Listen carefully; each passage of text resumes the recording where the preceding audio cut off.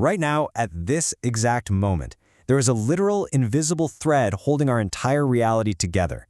It's keeping you anchored in your chair, your house pinned to the ground, the oceans in their basins, and even the very atmosphere hugged tight to our planet. Welcome to this explainer. Today, we're taking a pretty wild journey to uncover the true nature of gravity. We're going to start with a mind-bending thought experiment about what happens if we just lose it, then we'll unpack the incredible physics that help us actually understand it, and finally, look at how humanity is actively defying it to explore the deepest reaches of the cosmos. Okay, let's dive into this. Imagine, not tomorrow, not next year, but right this very second, gravity just vanished. Poof, gone. What would actually happen? Well, the results are basically a fascinating, terrifying cascade of physical failures. The exact moment gravity disappears, you would instantly begin floating. Anything not physically bolted down, cars, trees, buildings, animals, you name it, would instantly lose its connection to the Earth. Literally, nothing stays on the ground. If we map out this thought experiment, the chaos escalates incredibly fast. Step 1, as we said, unattached objects float upward. But it gets so much worse in Step 2 as the oceans escape. That's quickly followed by Step 3, our atmosphere vanishing completely. By Step 4, the Earth itself literally breaks apart. And finally, Step 5, the entire solar system just collapses. Let's break down exactly why these catastrophic events would happen step by terrifying step. You see, gravity is absolutely the only force keeping Earth's oceans in place.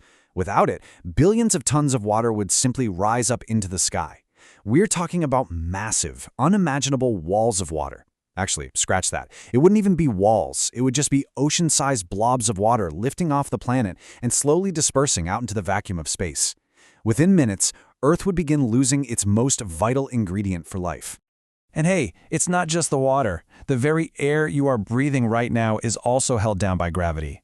Without this invisible tether, our fragile atmosphere would immediately start escaping into the void. All that oxygen, the nitrogen, carbon dioxide, it would just drift away. Within an incredibly short amount of time, survival wouldn't just be hard, it would be completely impossible. But what's truly mind-bending here is what happens to the ground itself. Earth only exists as a solid, compact sphere because gravity is constantly pulling its mass inward. Remove that force, and the planet would literally begin breaking apart. Continents would separate, mountains would lift up and scatter. The Earth would no longer be a planet at all. It would just turn into this massive drifting cloud of cosmic debris. Section 1. The Laws of Physics. Mastering the Invisible Force. So the crucial point is, we need to pivot from that apocalyptic thought experiment back to reality and look at the fundamental science of forces.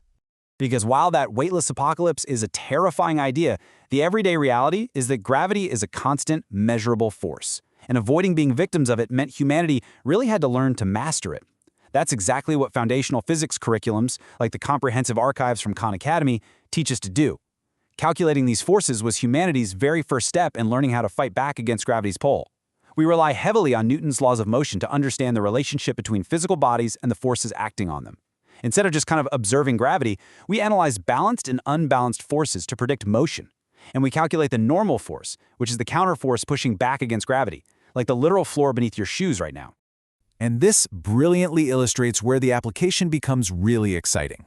By studying tension in accelerating systems, by deeply understanding those normal forces, and calculating work as the transfer of energy, we essentially cracked the code. We figured out the exact mathematics required to push back against gravity. Mastering these precise concepts in the classroom is literally what paved the way for the massive rockets sitting on our launch pads today. Section 2. Defying Gravity. The Artemis Missions. This brings us to a really triumphant reality. Humanity isn't just passively subject to gravity anymore. We are actively navigating it to explore space.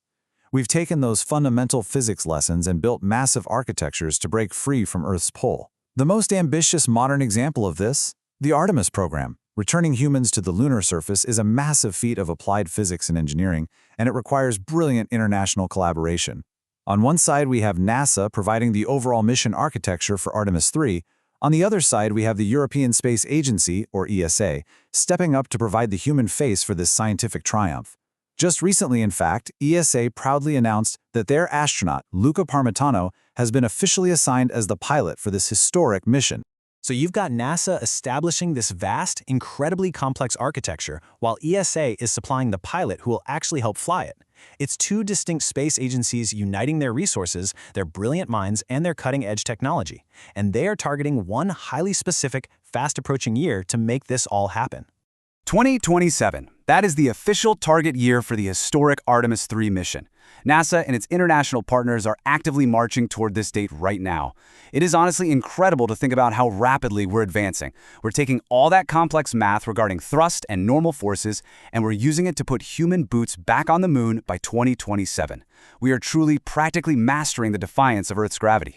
Section 3. Exploring the deep cosmos. Looking beyond our system. Let's move to and see how this builds as we pan out from our own tiny solar system into the deeper, vast universe.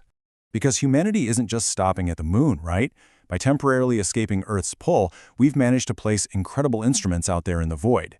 We have a whole fleet of cutting-edge observatories doing exactly this. The Hubble Space Telescope is sending back mind-blowing images of massive swarms of galaxies. The James Webb Space Telescope is peering right through cosmic dust, unveiling young stars across every single stage of their formation. And coming up very soon, the Nancy Grace Roman Space Telescope is set to launch in August 2026 to study the absolute deepest corners of the cosmos. And what are all these incredible telescopes actually looking at? Well, they're looking at the handiwork of gravity. Stars form because gravity pulls dust and gas together until it literally ignites. Entire galaxies exist and spin in those majestic spirals because of gravity. Even the mysterious black holes, which these observatories study for their extreme physics, exist entirely because of an overwhelming concentration of gravity. It really is the master architect of the entire universe. Section 4. Bringing it back to Earth. The force in your hand. Now, what's really interesting about this slide is how it grounds everything we've talked about. We've gone from the catastrophic destruction of our planet all the way out into the deep cosmic web, but bringing it right back down to your immediate reality, to your everyday experience. The same force pulling your phone to the ground is holding the entire universe together.